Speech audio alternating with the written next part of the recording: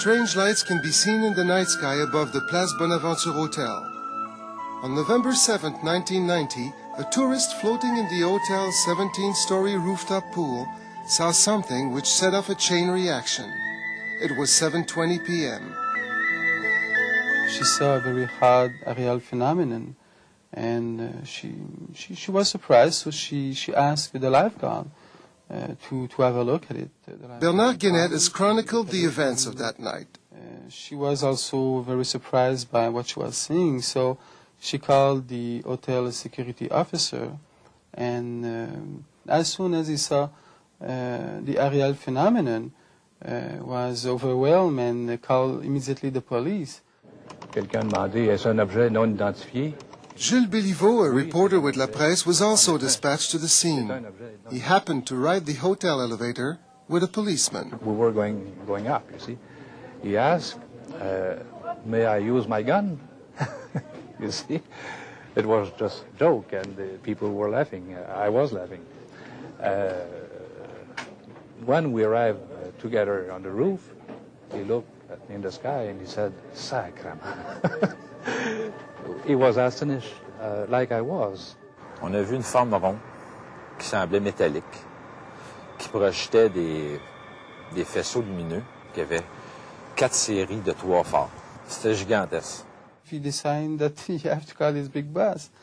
And so the big director of all operation of the police that night arrived also on the scene and was overwhelmed by what he was seeing. So he called the RCMP. I got here at the hotel at about 9 o'clock, and I came up, met Sergeant Masson and a lot of people around the pool who were looking up.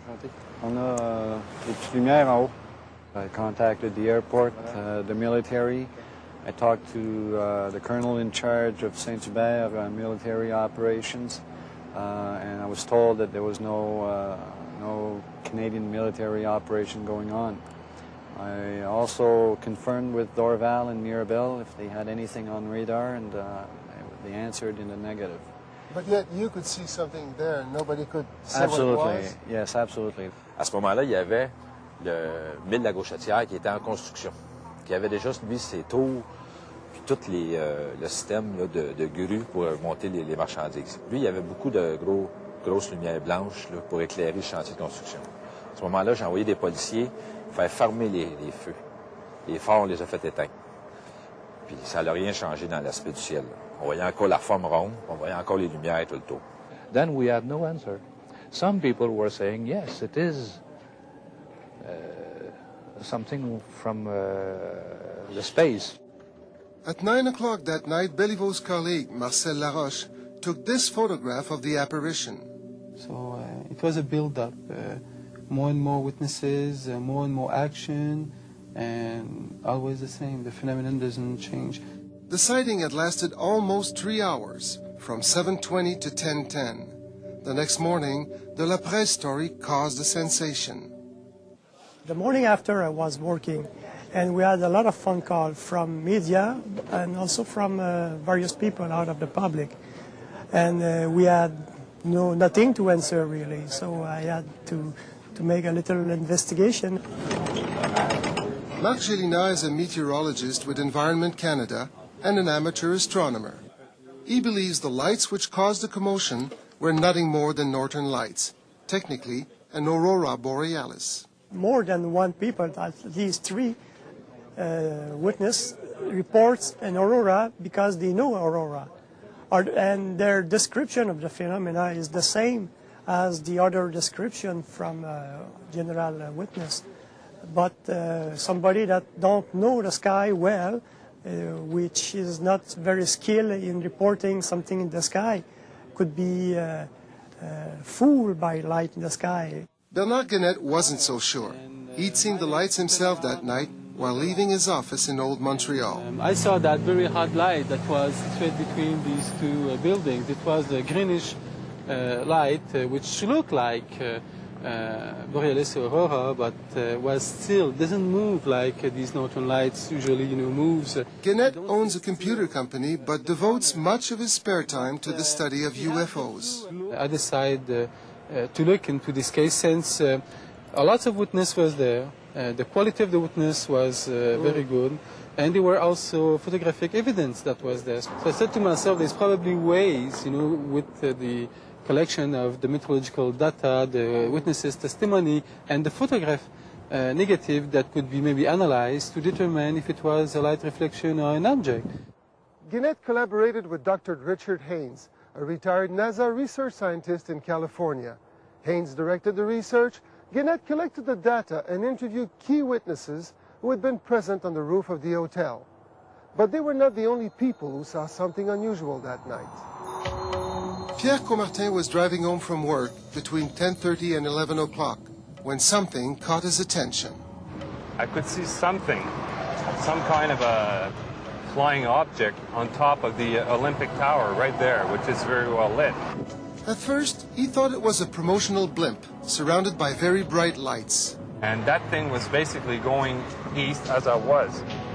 From here on, I figured out that this thing must have been pretty big, pretty darn big, because there was no blimp. I can't define the type of object. I can't. I've never seen anything like that.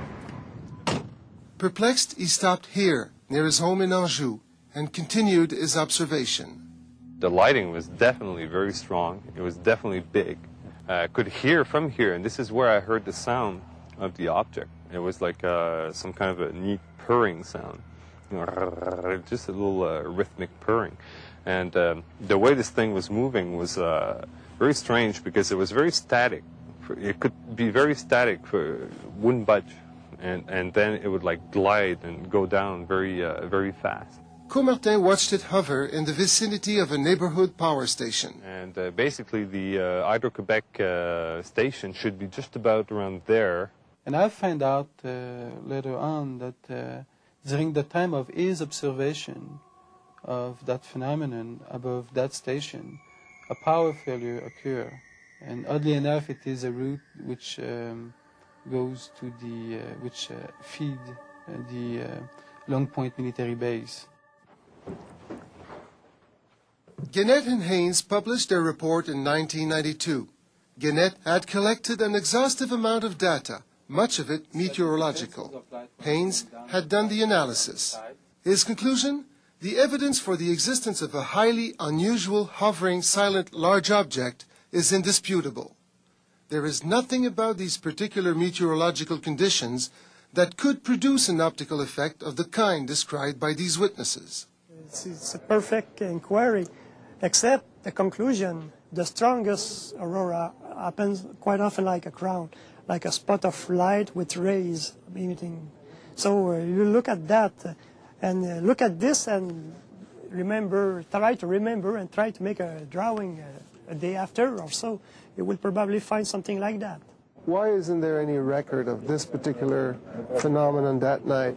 Well, that's still some problems. There is no report, no observation by objective device of activity in the magnetosphere that night. But according to some authorities in Aurora, it could be a localized phenomena. The photographs were also analyzed, and special tools at NASA were used to look at that. Okay, this is a 3D rendering of the negative, and this is what we are seeing here. And this is the scan which goes, through it to try to find out if we are talking about an object or just a reflection. Conclusion, it was an object. This was no atmospheric, situation or... no, I saw an object. I saw light in an object. Nobody talked about extraterrestrial. Everybody was very careful about this. But it was a very strong impression that something hard, something out of this world was present in this world. I won't turn around and say, yes, now I believe in UFOs and life on other planets. But since the sighting on November, I have to admit that once in a while I'll look up there.